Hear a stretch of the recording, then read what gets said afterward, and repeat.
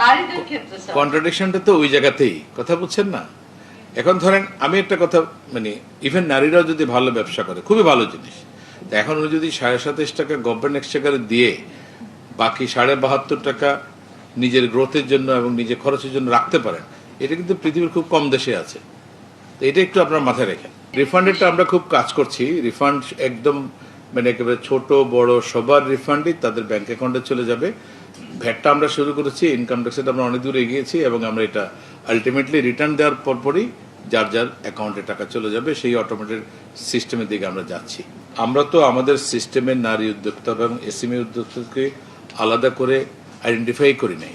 এখন আপনাদের যে এই দুইটা সংগঠন, একটা হচ্ছে ওমেন চেম্বার, একটা হচ্ছে নেটওয়ার্ক, এর মধ্যে যদি কাউকে এই দায়িত্বটা নিতে হয় যে আপনার অ্যাসোসিয়েশনের মেম্বার যারা হবে, আপনি একটা ডিজিটাল প্ল্যাটফর্ম তৈরি করবেন, সেখান থেকে আপনি অথবা এসএমইর জন্য এসএমই ফাউন্ডেশন, নারীদের জন্য আপনাদের এখান থেকে, তাহলে আপনারা যদি সার্টিফাই করেন যে হ্যাঁ ইনি হচ্ছে নারী উদ্যোক্তা, আমি সার্টিফাই করলাম এবং নারীর জন্য যা যা বেনিফিট আছে এগুলো উনি পাবে, তখন আমরা যেটা করতে পারবো, আপনি যেটা বললেন, আমাদের অডিটগুলো প্রসেসকে কিন্তু আমরা এখন অনেকটা ট্রান্সপারেন্ট করেছি।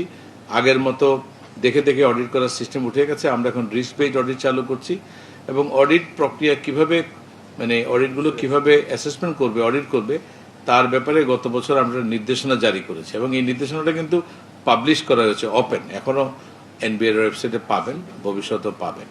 তো সেই ক্ষেত্রে সুবিধা হবে কি, আমরা ইভেন অডিট যখন সিলেকশন করব তখন আমরা নারী উদ্যোক্তাদের ক্ষেত্রে অডিট সিলেকশনের হারটা যারা শুরুর দিকে বলতে পারে যে হ্যাঁ এইখান থেকে একটু কম হবে অথবা হবে না, কিন্তু আগে তো আমার এস্টাবলিশ করতে হবে এই এই সিস্টেমগুলো যে কোনজন নারী উদ্যোক্তা। এখন আমি ধরেন সব নারীকেই, আমাদের এখানে তো অনেক রকমের নারী কোনো কাজই করে না, কিন্তু ওনার হাজব্যান্ডের ইনকামের ট্যাক্সটাকে বার্ডেনটা কমানোর জন্য নারীর নামে একটা যেনতেন একটা ব্যবসা দেখিয়ে উনি বলছেন যে উনি নারী, মানে এরকম হলে তো আমরা হবে না।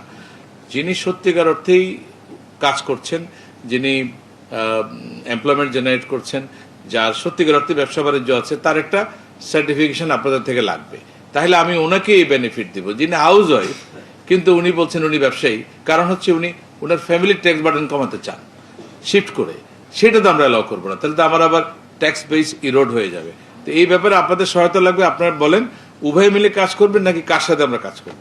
ট্রেনিং একটা আছে, প্লাস হচ্ছে এটা যে আপনাদের থেকে আমরা ভেরিফাই করে নিব, তাহলে হয় কি, যেটা বললাম, আমাদের এসএমই এবং নারী উদ্যোক্তাদের জন্য যে ট্যাক্স এক্সেমশন লিমিট এখন আছে, এটা আমরা চালু করতে পারবো। এটা কিন্তু একজনও কিন্তু এই পর্যন্ত এই বেনিফিটটা পায় না। এটা আমরা চাই যে শুরু হোক সত্যিকার অর্থে যারা নারী উদ্যোক্তা তারা যেন এই বেনিফিটটা পায় এবং আমাদের